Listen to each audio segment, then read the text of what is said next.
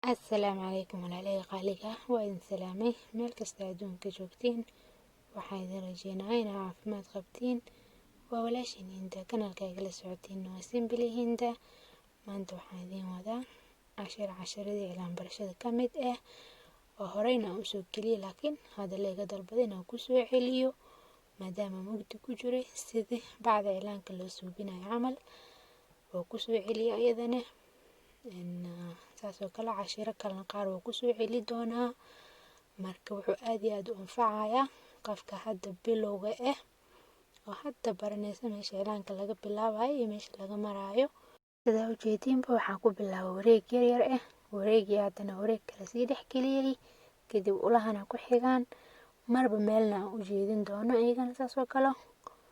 maxay la hadhow way ku qaban kartaa inta hal dhinac u baratid hadhow waxaa ku qaban karto inaad dhinac kale ka soo bilaabiyo kale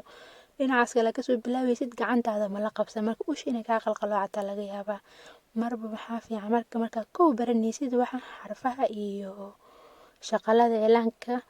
marba meelna u jeediso haddana waxaa ku xigo shaqalkan oo isagana u eg saddexda afkeedu leeyahay laakiin oo la iska daba xiriiriyo si yar ah loo sameeyo waaye marka asagana saasoo kale marba meel loo jeedinayaa afkiisa hadhow ku qabanaysaa inaa u baahatid inaa marba meel u jeedisid markaas darteed hadda intaa bilow qofka ee taa waxaa fiican inay gacanteeda la qabsato marka waa kana ku xigo canjeerada camal ah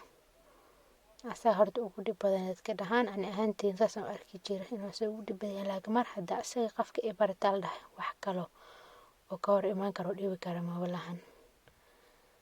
marka asagana saasoo kale waa lagu celceliyaa marba dhinaca la wareejiyaa marba dhinaca laga bilaabaa haddana waxaa ku xigo xarafkan oo u eg ama yuda af ingiriiska marka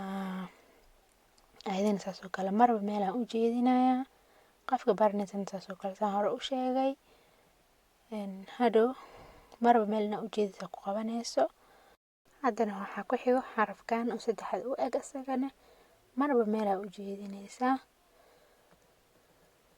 marka hadda intaa markaan dhameeyo marka waxaa ku xigi doono intaa hadda meesha taalo oo ayagana la isku dardaray ama waxyaabo yaryar oo cusub aan ku daray oo ayagana waxaa waaye shaqalo iyo xarfo waana hadda inta ugu fudud oo qofka cilaan inay barata haddii rabto gacanteeda yani la qabsato sida loo suubinayo cilaanka ama sida meesha laga maraayo iyo waxaas oo dhan waa inta ugu fudud qofka la qabsan karto marka intaan markay gacantaada la qabsato aragtid kadib ana shaqada loo gudbi karaa intaan hadda arkaysiin in qaar kale insha Allah aan soo wado oo la isku dardaray ana shaqad noqonayso qofka markay cusubtaana waxaa fiican xarfaha iyo shaqalada cilaanka kow inay barato kadib waxay u gudbi kartaa nashqadaha horena u soo sheegay canjaladayga horey marka waa kaasaa la socod wanaagsan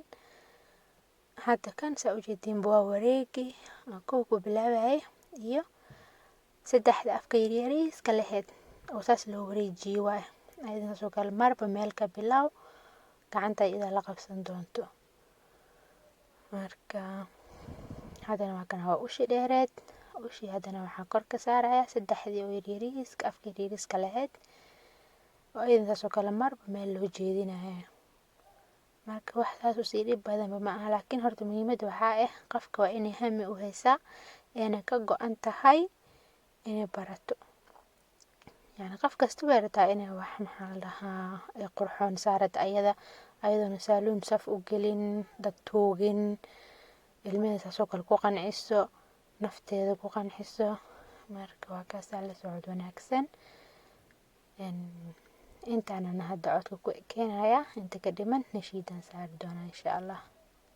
haddii ay tahay marka ugu horeysa soo booqanaysid kanaalkayga fadlan subscribe ii saar haddii aad horey ula joogtayna like iyo share iyo comment haddii aad su'aalo ka qabtiin hadda inta aan sharaxay ama inta hadda aan soo dhigay maanta su'aal ka qabtiin hoos iigu reeba insha Allah waa idinkaga jawaabi doonaa